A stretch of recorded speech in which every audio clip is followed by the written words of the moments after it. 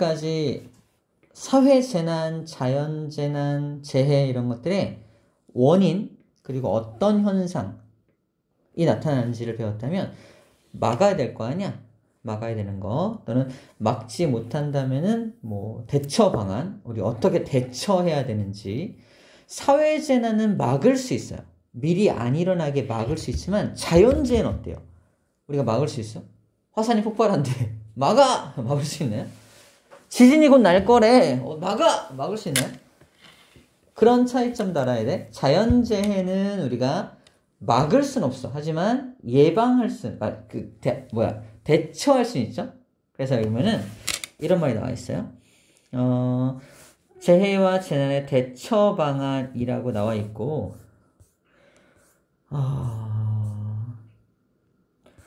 방금 한 얘기는, 쌤이 한 얘기는 뭐 책에는 자세히 나와 있지 않은데, 자연재해는 뭐 막을 수 있냐 이런 문제가 나온다면 막을 수는 없지만 우리가 대처를 잘 해야 된다라고 이제 써주면 됩니다. 하지만 이런 사회재난 같은 경우는 막을 수 있어, 예방할 수 있습니다. 이런 것들 좀 구분해주면 될 것 같고, 자연재해를 먼저 볼게. 자연재해 중에 지진이 났을 때 어떻게 대처해야 되느냐 많이 배우잖아. 한번 정리만 하는 거야. 일단 건물을 지을 때 자체부터 좀 튼튼한 지역에다 건물을 지어야 돼. 그 집안, 그 땅이라 그러죠. 땅이 좀 튼튼하지 않은 땅에다 지으면 안 되겠지. 그거를 잘 조사를 하고 지어야 하고요. 건물을 지을 때도 내진 설계라고 하는 설계를 해서 지어야 합니다. 그죠? 내진 설계라고 하는 것은 지진에 잘 견디게끔 하는 거지. 잘 견디게끔 설계를 하는 거예요. 그리고 내진 설계가 되어 있지 않은 건물이라면 내진 구조물을 설치한다고 되어 있는데, 이거는 우리 바람이 많이 불거나 할 때 창문에다가 이렇게 X자로 테이프 붙이는 거 알지? 그런 식으로 건물 안에다가 그런 구조물을 설치하는 거야. 그럼 좀 더 튼튼해지니까. 그리고 해안 지역에 지진 해일이 발생하면 높은 파도가 밀려올 테니까 높은 곳으로 도망가야겠지. 높은 곳으로 도망가야 한다는 겁니다. 자, 행동 요령. 지진으로 흔들림이 있으면은 움직여야 돼, 안 움직여야 돼? 숨어야 돼. 이 탁자 밑으로 또는 책상 밑으로 숨어서 몸을 보호해야 되고요. 흔들림이 잠깐 멈췄어. 그때 나와야 돼. 나와서 도망가야 됩니다. 자, 제일 먼저 해야 될 거 뭐냐면 도망가기 전에 혹시 가스가 폭발할 수 있으니까 가스하고 전기를 먼저 차단을 해요. 차단하고 그 다음에 문을 다 열어놓습니다. 문을 일단 열어. 그리고 또 지진이 발생하면 숨어야 되니까 일단 열어놓고 다 열어놓고 도망갈 준비 해놓고 흔들림이 발생하지 않는다면 도망가면 돼. 근데 또 흔들리면 잠깐 피했다가 흔들림이 또 잠깐 멈췄을 때 도망가는 거야. 이게 지진이라는 게 한 번 오고 마는 게 아니라 여진이라 그래서 한 번 오고 또 오거든. 그래서 여진이 더 무서운 경우도 있어요. 그래서 흔들림이 멈췄을 땐 이런 작업을 먼저 하고 다시 흔들리면 숨고 흔들림이 또 멈추면 도망가는 겁니다. 건물 밖으로 나갈 때는 우리 이런 건물은 괜찮죠. 엘리베이터가 없으니까. 근데 높은 곳에 사는 사람들은 이제 건물 밖으로 내려올 때 엘리베이터를 타려고 할 거 아니야. 근데 엘리베이터를 타면 안 됩니다. 지진이 났을 때는 엘리베이터가 전기가 끊길 수가 있기 때문에 갇혀버릴 수 있기 때문에 절대 안 되고, 그래서 계단을 통해서 건물을 빠져나와야 합니다. 건물 밖으로 나왔을 때는 건물 옆에 서 있으면 안 돼. 건물이 무너질 수도 있으니까 건물로부터 멀리 떨어진 운동장 같은 넓은 곳에, 공원 같은 넓은 곳에 서 있어야 합니다. 대피 장소에 도착을 하면은 안내 방송을 계속 들어야 돼. 지금 어떻게 진행이 되고 있는지 뭐 라디오 같은 걸 잘 들으면 되겠죠. 자, 지진에 대한 내용이었습니다. 자, 과학적 방법으로 대처하는 방법도 있는데 일단은 지진을 계속 기록하고 연구해요. 그래서 예보 체계, 지진이 언제 발생될지를 예보하는 체계를 갖추려고 노력을 하는 게 정부가, 나라가 해야 될 역할이라고 보면 되겠죠. 그 다음에 경보 체제, 그죠? 똑같은 말인데 뭐 경보 체제를 운영하고 있으며 다양한 관측 장비를 이용해서 기상재해를 비교적 정확하게 예보하고 있다라고 지금 기상청에서 하는 일, 나라의 정부에서 하는 일을 소개해주고 있습니다. 잘 안 맞는다고 난리죠? 자, 화산이 혹시 폭발한다면 어떻게 해야 되냐? 우리나라는 사실 화산과 좀 멀죠? 우리나라에 있는 화산 딱 두 개 있습니다. 어디? 백두산과 한라산이 있어요. 한라산은 저기 제주도에 있고 백두산은 북한 저기 있잖아. 북한과 중국 사이에 있는데 둘 다 휴화산이라서 죽은 화산이 아니에요. 쉬고 있는 화산이라서 언제든지 터질 수 있습니다. 혹시 터지면 외출을 하면 안 돼요. 집에 있어야 되고요. 화산재에 노출되지 않도록 화산재가 이제 들어오지 않도록 주의해야 되고 그 다음에 문과 창문을 닫고요. 젖은 수건으로 문의 빈틈까지 막아야 돼. 화산재나 화산가스가 어떻게 유독성 있는 가스가 들어올 수 있기 때문에 다 막아야 됩니다. 또 화산이 폭발할 가능성이 있는 지역에서는 방진 마스크, 호흡기로 화산재가 들어올 수 있기 때문에 방진이란 말이 진짜가 먼지 진짜예요. 먼지를 막아주는 마스크를 방진 마스크라 그래요. 당연히 KF94 같은 이런 건 당연히 방진 기능이 있으니까 기존에 쓰던 마스크 쓰면 됩니다. 우리는. 손전등, 예비 의약품 등을 미리 준비해 놓는다. 이게 화산에 대처하는 자세가 되겠고요. 태풍이 온다면요. 태풍 경로를 미리 예측하고요. 경보를 내린다. 이건 우리가 할 일은 아니죠. 그들이 예측해주고 경보를 내리면 우리 거기 맞춰서 도망가 주면 됩니다. 피해 주면 돼요. 자, 그 다음에 도망가거나 피하는 게 어렵다면 좀 이렇게 예방을 해야 될 텐데 해안가에 사는 사람이라면 바람막이 숲을 조성한다고 돼 있어요. 이건 해안가에 나무를 쫙 심어 놓는 방법이야. 나무를 심어 놓으면은 태풍의 바람이 나무에 부딪혀서 이 안쪽 사람들이 사는 곳까지 잘 오지 못한다는 계획입니다. 그래서 숲을 만들어서 태풍을 좀 막는다라는 뜻이고요.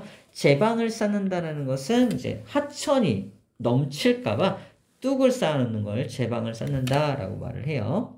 외출을 자제하고 창문에서 멀리 떨어지며 감전 위험이 있기 때문에 전기시설은 가급적 만지지 않는 것이 좋고요. 선박은 잘 묶어놓고 그다음에 운행을 하는 중, 선박을 운행하는 중이다. 그러면 태풍이 이동 경로를 잘 파악해서 태풍이 가는 방향의 반대쪽이나 멀리 떨어질 수 있도록 예방을 해야 되겠죠. 자, 사회적 재해와 재난입니다. 사회적으로는 감염성 질병이 확산되지 않게 하기 위해서 일단은 그 감염성 질병에 대한 정보를 정확하게 알고 있어야 돼. 예를 들어서 우리 코로나에 대한 정보를 많이 알고 있죠. 바이러스다. 그지? 감염성 호흡기를 통해 뭐 전달된다. 이런 식으로 많은 정보를 알고 있어야 그 질병에 잘 대처할 수가 있습니다. 자, 그 다음에 병원체가 증식할 수 있는 환경을 만들면 안 돼요.